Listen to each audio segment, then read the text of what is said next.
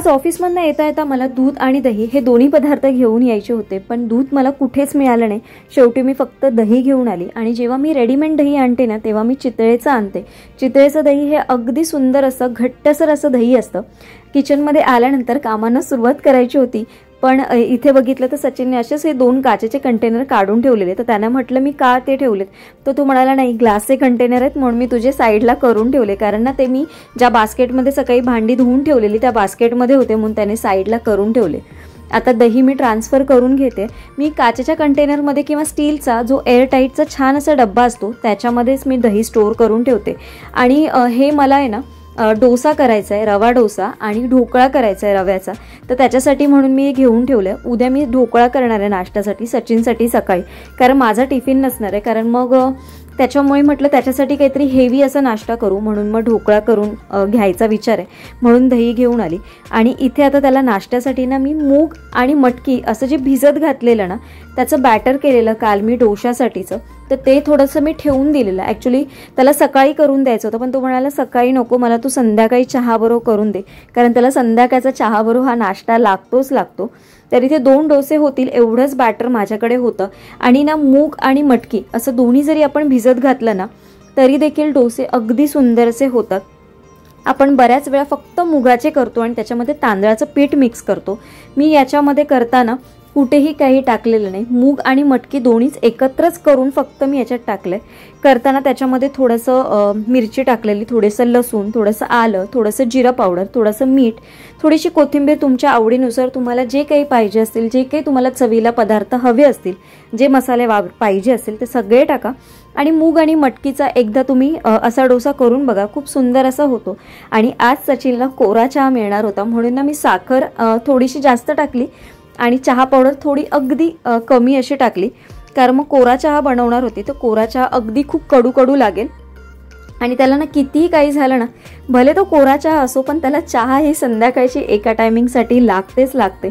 तर म्हणून मग मी अशा पद्धतीनेच त्याला चहा बनवून दिली. ॲक्च्युली दूध पावडर असते माझ्याकडे एमर्जन्सीसाठी, पण मी म्हटलं नको, तू पहिलं दूध घेऊन ये त्याला म्हटलं सचिनला, कारण दूध आणलं नाहीस तर तुला चहा पण मिळणार नाही असं म्हणत मग मी त्याला कोरीच चहा दिली आज. मग काय तर आता तो खाली जाणार आहे, म्हणाला त्याला बनवून देते आणि मग तो चहा वगैरे पिऊन मग खालून मला दूध आणून देईल. आणि अशा पद्धतीचे हे डोसे सकाळच्या नाश्त्यासाठी पण चांगले होतात. आणि जर याच्यामध्ये जर तुम्ही टमॅटो किंवा कांदा अशा पद्धतीने जर तुम्ही काही टाकलं ना तर उत्तप्प्यासारखे देखील खूप सुंदर असे होतात. ह्याच्यामध्ये चीज वगैरे किंवा तुम्ही पनीर वगैरे टाकून देखील अति उत्तम असा हा हेवी नाश्ता असा होतो सकाळच्या नाश्त्यासाठी. नमस्कार, शुभ सकाळ, सुंदर अशा दिवसाच्या सुंदर अशा शुभेच्छा. मी प्राजक्ता आपल्या नवीन ब्लॉग मध्ये तुमच्या सगळ्यांचं खूप मनापासून स्वागत करते. आय होप तुम्ही सगळे मजेत असाल आणि आपले व्हिडिओ एन्जॉय करत असाल. छान छान तुमच्या कमेंट्स येतात आणि जसे तुम्ही माझे व्हिडिओ बघून इन्स्पायर होत असता तसे मी तुमचे कमेंट्स वाचून इन्स्पायर होत असते. आणि जसे तुम्हाला एनर्जी मिळत असते काम करायला, तशी देखील मला देखील एनर्जी अजून मिळत असते तुमच्या छान छान कमेंट्स वाचून. असे छान छान कमेंट्स करत राहा. तुमचं प्रेम सपोर्ट असाच राहू दे. आपलं चॅनल आता हळूहळू ग्रो होतंय. तुमच्याबरोबर मी देखील तेवढीच आनंदी आहे तुमच्याबरोबर ब्लॉग शेअर करण्यासाठी. तर आज संध्याकाळचं रुटीन चालू झालेलं आहे. 7:30 नंतर आल्यानंतर कामांना सुरुवात झाली. आज दूध कुठेच मिळालं नाहीये. आता मी ह्यांना सचिनला पाठवते की म्हटलं कुठेतरी दूध मिळेल. दूध काय माहिती संध्याकाळी 2-3 दिवस झाले मला मिळतच नाही. थोडं होतं माझ्याकडे पण आता पूर्ण संपलंय. आता उद्यासाठी तर लागेल. आता तो कोऱ्या चहावरती भागवलंय पण आता उद्यासाठी तर लागणारच आहे. तर आता बघू, ते सचिनला पाठवलंय खाली, बघू ते तर जाऊन येते. आणि आता जे ब्लॉग रिसेंटली अपलोड झाले त्याच्यामध्ये 2-3 एक रिक्वेस्ट कॉमन येतात. तर त्या रिक्वेस्टचं थोडंसं सांगते. तर आपल्या या ऑइल बॉटलसाठी रिक्वेस्ट येते की ही ऑइल बॉटल कुठून घेतलीयस किंवा कितीला घेतलीयस. तर ही ऑइल बॉटल काचेची आहे, ग्लास बॉटल आहे. त्याच्यावरती हे स्टीलचं असं दिलेलं आहे. त्याच्यावर मेजरमेंट्स दिलेले आहेत 190, 220, 250, 280 असं. ही 500 ml ची बॉटल आहे काचेची आणि याला वरती हे नॉब आहे आणि हे ओपन करण्यासाठी नॉब आहे. परत ते प्रेस केलं की ते बंद होतं, म्हणजे असं तोंड पण बंद होतं. तर ही जी बॉटल आहे ती मी डीमार्ट मधनं घेतलेली आहे आणि ही आय थिंक 125 का 130 रुपीजला आहे, म्हणजे त्याच रेंजमध्ये. 130 रुपीजला होती, 129 रुपीजला आम्ही ही डीमार्ट मधनं घेतलेली. आता ही आहे की नाही अवेलेबल माहिती नाही मला. मी याच्यावर बघितलेली ऍपवर, पण ऍपवर अवेलेबल नाहीये. ही ऑफलाईनला अवेलेबल आहे. डीमार्टचे असे बरेचसे प्रोडक्ट्स आहेत ना की जे आपण व्हिडिओमध्ये बघतो किंवा कोणाकडनं ऐकतो ते प्रत्येक शॉप म्हणजे प्रत्येक आउटलेटला अवेलेबल असतील असं नाही. प्रत्येक ठिकाणी थोडी वेगवेगळी व्हरायटी त्यांच्याकडे अवेलेबल असते. काही गोष्टींची रेंज तिथे कमी असते, कुठल्या इथे कुठेतरी जास्त असते. आणि डीमार्टच्या ऍपवर पण तुम्ही बघाल ना, पिनकोड वाईज त्यांच्या रेट्स थोडेफार 5-10 रुपयाचे कमी जास्त आहेत. तर तुम्ही सगळं चेक करून मग ऑर्डर करा. आणि अजून एक कमेंट होती आपल्या कालच्या व्हिडिओमध्ये पण होती की तुझी जी कढई वापरतेस ती क्लीन कशी करतेस, तर त्यासाठी म्हणून सांगते तुम्हाला. तर आपल्याकडे हे असे 2 स्क्रॉच बाईटचे काते मी वापरते. हा जो आहे जो आपला कात्यासारखा यूज करतो पण याचे स्क्रॅचेस येत नाहीत. आणि हा आपला नॉर्मल आहे, हा मी भांड्यांसाठी वापरते. आणि ही जी अॅल्युमिनियमची काही भांडी वगैरे असतील, जसं कढई वगैरे असेल ना, त्याच्यासाठी हा वापरते. आणि काही चरे वगैरे पडत नाही किंवा स्क्रॅचेस येत नाही कुठल्याही भांड्यावर.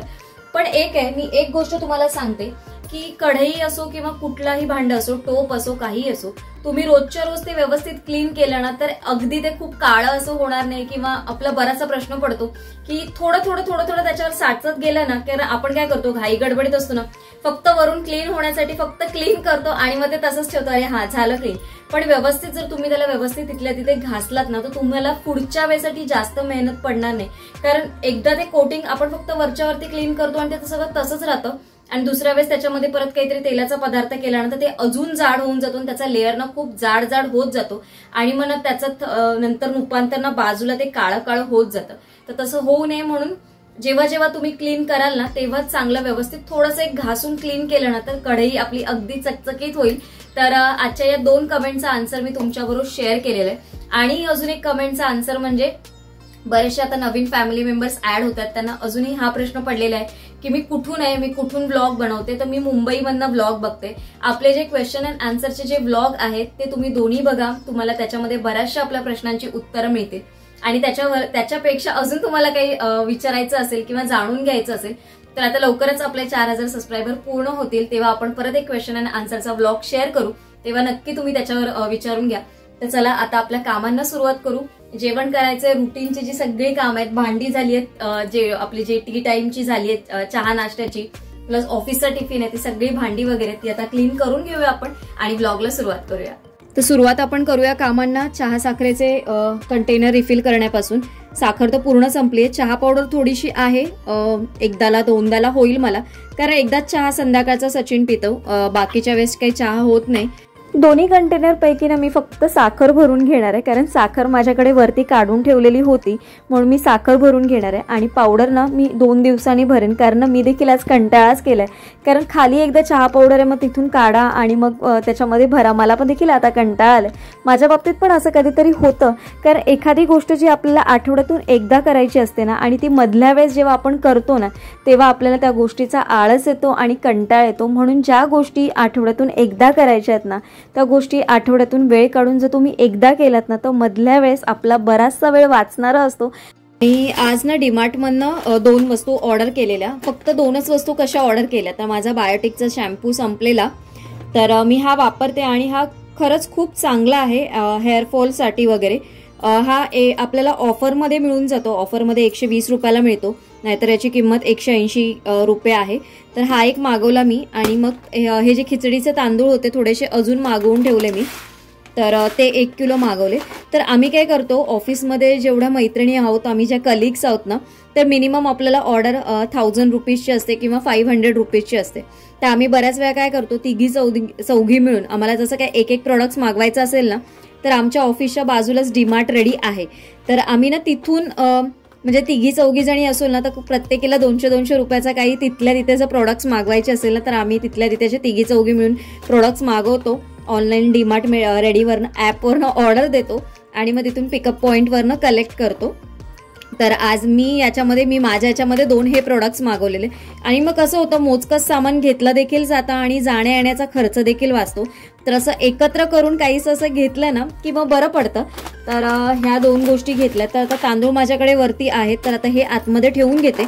आणि हा तुम्ही राईस भरा, राईस बासमती मोगरा, खरंच खूप चांगला आहे, म्हणजे खिचडीसाठी तर अति उत्तम आणि बेस्ट असं राईस आहे. तुमच्या राईसमध्ये मी ॲक्च्युली जो डेली तांदूळ वापरते वाडा कोलम वापरते मी. तर वाडा कोलममध्ये मी हा थोडासा मिक्स करून बघितला, त्याची पण टेस्ट खूप सुंदर अशी येते. तर तुम्ही एकदा वापरून बघा, हा मी सजेस्ट करेन तुम्हाला. हा 1 किलोला 60 रुपये आहे हा, आणि खूप चांगला आहे. म्हणजे वास तर याचा इतका सुंदर असा वास येतो ना, खिचडीवर जर तुम्ही केली ना, आहा मस्त असा सुरेख असा वास येतो याचा. तो कुकर वगैरे लावण्याच्या आधी म्हटलं आपण भांडी घासून घेऊ, म्हणून म्हटलं भांडी घासून घेऊया. कारण टिफिनची पण भांडी होती आणि 3-4 डबे असतात, टिफिनचेच असतात. त्याच्या व्यतिरिक्त चहा असतो, चहाचा टोप असतो, चहाचा पेला असतो. आता तर हे डोसा केलेला, मग त्याचं पॅन, त्याच्या व्यतिरिक्त वेगळे त्याचे चमचे, असं सगळं बरंचसं होतं. मग म्हटलं एक आपण पहिली भांडी घासून घेऊ आणि मग आपल्या कामांना सुरुवात करू. कारण मग जेवणाची मग परत भांडी पडणारी असतात. तर म्हटलं पहिली आपण ही भांडी घासून घेऊ आणि मग आपल्या जेवणाला सुरुवात करू. वरण भाताचा कुकर लावून घेतलंय आणि आज करायचा होता फ्लॉवर बटाट्याचा रस्सा. त्याच्यामुळे फ्रीजमध्ये फ्लॉवर मी स्टोअर करून ठेवलेला आणि तुम्हाला मी दाखवते, अगदी तशाच्या तसाच आहे फ्लॉवर. वाटप मी काढून घेतलंय फ्रीजमध्ये. मी वाटपच म्हणते, आमच्याकडे घरी वाटपच म्हटलं जातं, याला वाटण देखील म्हणतात. मला मागेच एक कमेंट आलेली. आणि वाटप आणि वाटण अशा दोन्ही पद्धतीने बोललं जातं त्याला. फ्लॉवर पण अशा पद्धतीने मी काचेच्या कंटेनरमध्ये भरून ठेवलेला, अगदी तशाच्या तसाच आहे बघा. तर सचिनने दूध आणलंय, पण हे कुठलं तरी वेगळ्याच कंपनीचं आहे. हे श्रीवश्री करून असं कुठलं तरी आहे, पण जाऊ दे, आता दूध फायनली आणलंय. आता दूध हे गरम करून ठेवते, कारण मग सकाळला पाहिजे, कारण सकाळी मग घाई गडबडीत काही होणार नाही.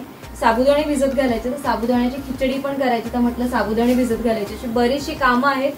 मेन म्हणजे तर आता जेवायचं आहे.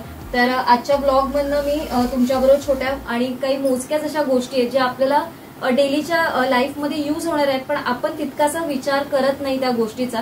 थोडासा विचार करून आणि थोडासा एकमेकांची मदत घेऊन या गोष्टी केल्या तर त्या गोष्टी इझी देखील होतात आणि आपल्याला खूप डे टू डे रुटीनमध्ये अगदी इझी पद्धतीने आपण सगळ्या गोष्टी मॅनेज देखील करू शकतो.